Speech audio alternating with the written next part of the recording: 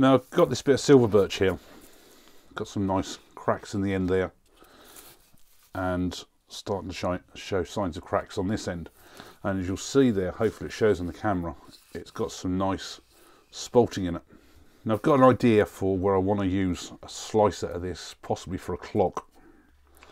And my only trouble is that that's too big for me to cut through my bandsaw.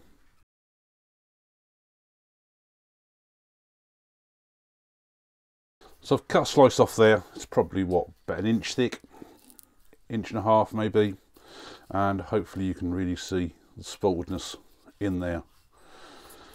Not totally flat, that's the problem with using one of those saws, but I'm just going to check the moisture here, and on the centre there, 16%, just under 16, 15, and on the other side, centre, that's 14. So this side is slightly drier than this side.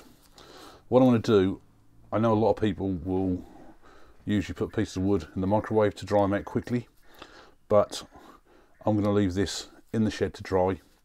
But what I'm going to do, I have an oil-filled radiator, which is always on this time of the year, just to keep the moisture out of the shed, to stop all the tools going rusty.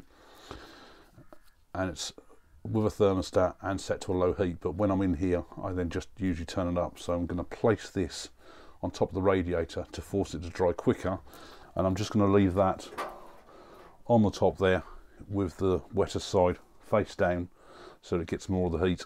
This has now been left over the top of my radiator for probably about 24 hours now, and I cannot even get a reading on my moisture meter to what the moisture content is on this, and that's probably because it's literally just come off the radiator and it's still warm. But I'd say that we are talking certainly single figures for the moisture content when it does normalise. The thing I did find was that this is the side which was the wettest, and I had that face down over the radiator, and you can see there are 1 or 2 cracks appearing on there. And what I found was, when this had been on the radiator for about an hour, those cracks were really prominent. There were a lot of big cracks, and this side had 1 or 2 small cracks.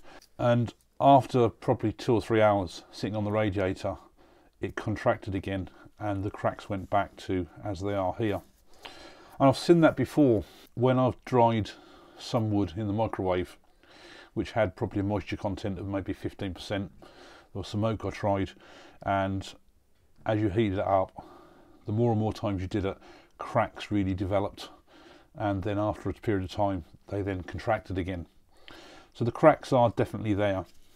What I'm going to do on this is, and I don't know whether it actually shows on the camera there, this is very uneven. This is the better side, it's the drier side, or was the drier side with the least amount of cracks in it.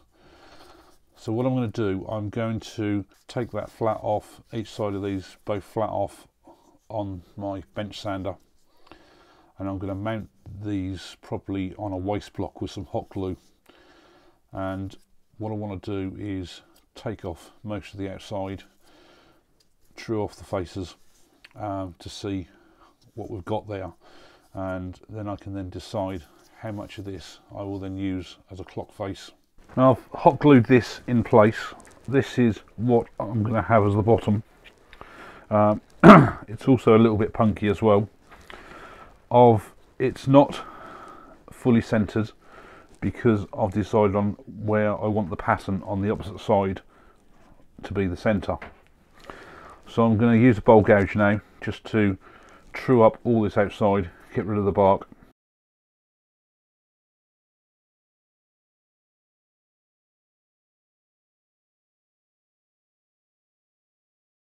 The sides on this have come up quite nicely.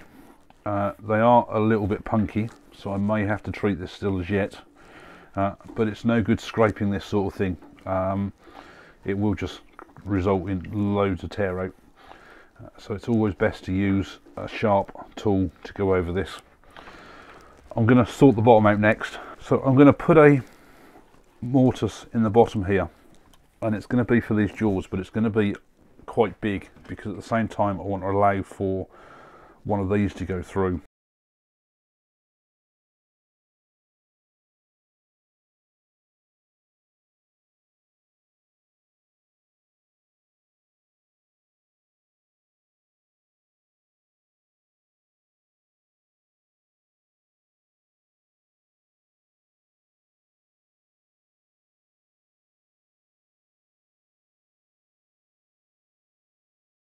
Now I don't know how well that shows on the camera there. I honestly don't know how well that is showing on there, but hopefully you can see it is really punky, and there is major amounts of tear out on there.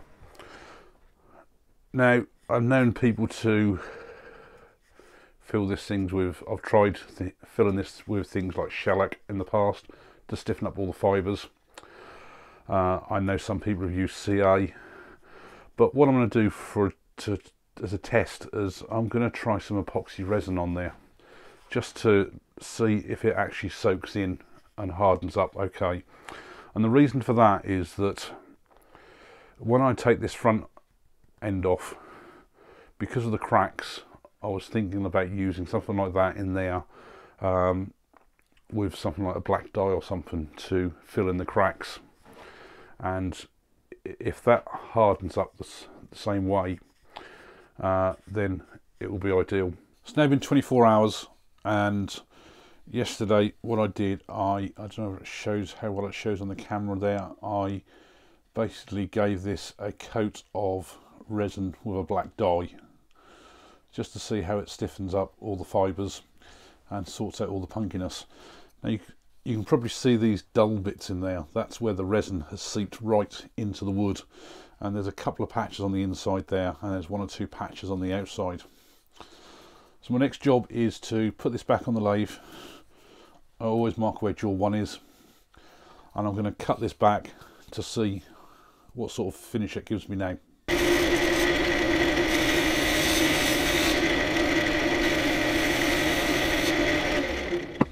I've just cut that back to the wood, and there is a nice smooth surface on there now. I might have to take it back a little bit further, but I want to do the rest now to see what that's like. I'm just going to use the skew now to sort out the mortise in there before I then work on the base.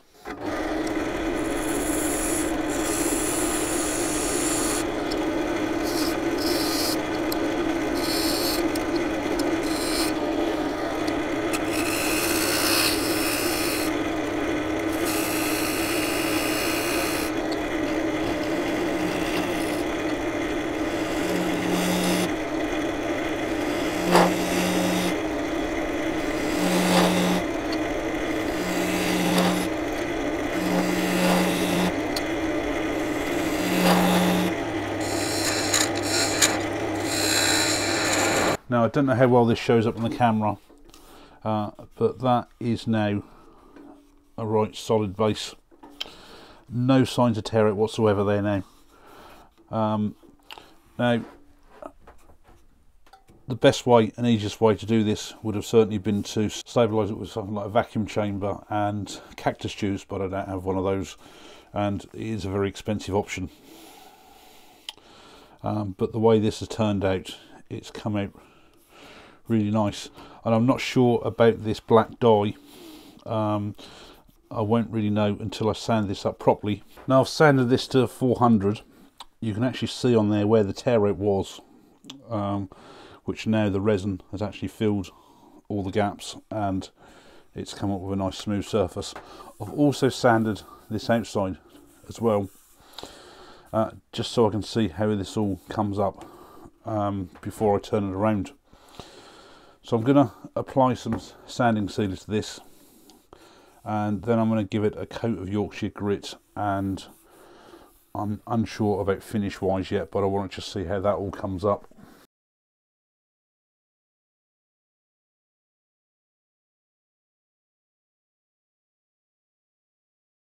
This has been sanded to 400, sanding sealer, Yorkshire grit, and Woodwax 22. Now I know I can get a lot better finish on this on the back here, but it is the back, so I'm not too bothered. It is more experimental to see what I can do with the front. This has come up really smooth throughout. Where there was all this punky wood tear out, the resin has actually dealt with that. So my next thing is I've taken the measurement for how deep the recess is in here, which is 19mm, which is just enough to cover the main case on there. The next thing, I will turn this around on the chuck. As you can see, my jaws for these jaws are now around about at their maximum size to hold this, so much more and they will come out. I will take off the waste block and clean up the top and then start doing a recess inside for the hands. This stem is about, I think it's about 6mm. It might be a bit longer. No, it's actually longer. It's actually a 9mm stem. By the time you've got your rubber washer on the bottom here, a washer on the top with a nut, ideally you want a wall thickness for this to go through around a bit between 4 and 5mm.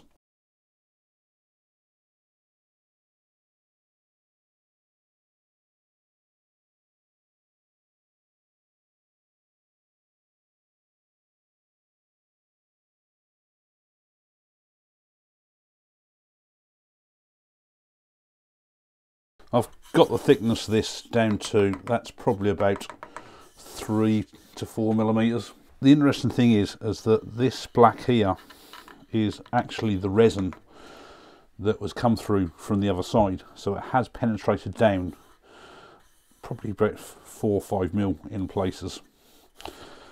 Now, rather than recoat all this again with resin, because I actually quite like the pattern we've got there, I've got odd little bits of tear out here.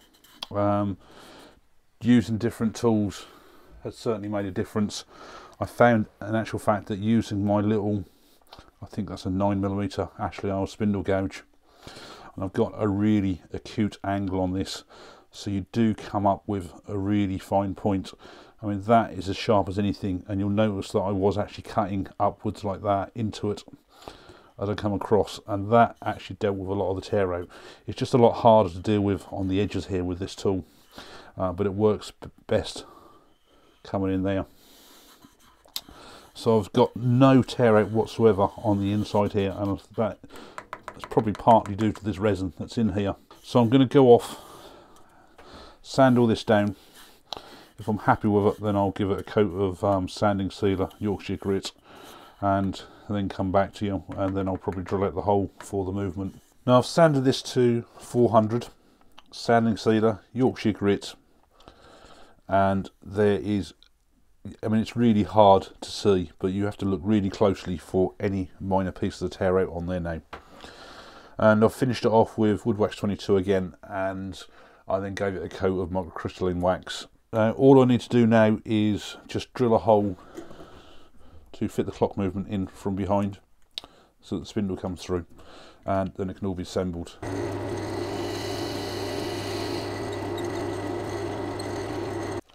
So assembly wise,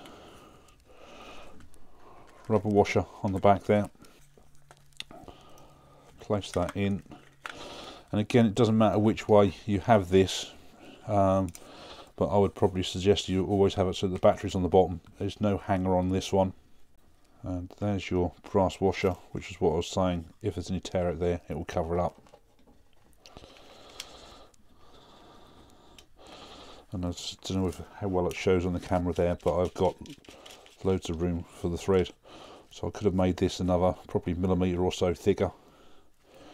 And what I tend to do to nip these up, I just use an ordinary socket bit, do it by hand, on with the hour hand. Just make sure you push down either side of the actual ring.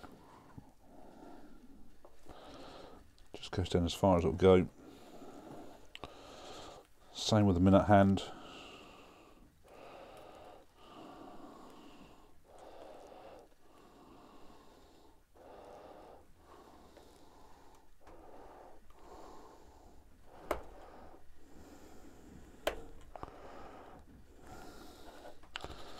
and the second hand is usually on some more of a pin. Now some of these you actually get separate, so that this pin is actually separate from the actual hand itself. And that one just pushed down from the centre. And that's it. So I've just put an old battery in there for now, and there you can see it's all working. Just need to make sure on these, and I don't know how well it shows on the camera here, that your hands are not going to catch. So I mean, the second hand, once it's on, not all clocks come with a second hand, but just make sure that that's clear on there. And certainly for the hour and minute hands, you can just manually spin it round just to check. Hello there, it's Paul here, and welcome along everyone. A couple of experiments on producing this one. First thing was that I took a wet piece of log from this silver birch, which is this lovely spalted pattern, and I left it on my radiator in here in the shed, so it's directly above the heat to force the drying. Well, I've got to say it dried pretty well, because the cracks were fairly minor that could be dealt with. And the second part of the experiment was really dealing with all that tear out. Ideally, it would be nice to have treated that with something like a vacuum chamber and cactus juice, and it would have hardened the whole thing up. It would have filled the whole thing with a resin.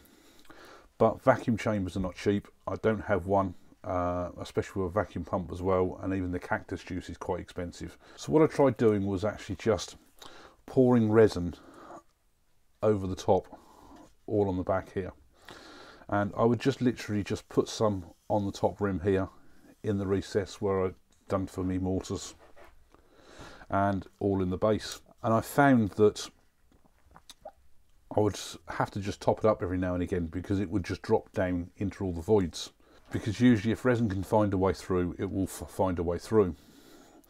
And I left that 24 hours to harden up, and it produced a really good result.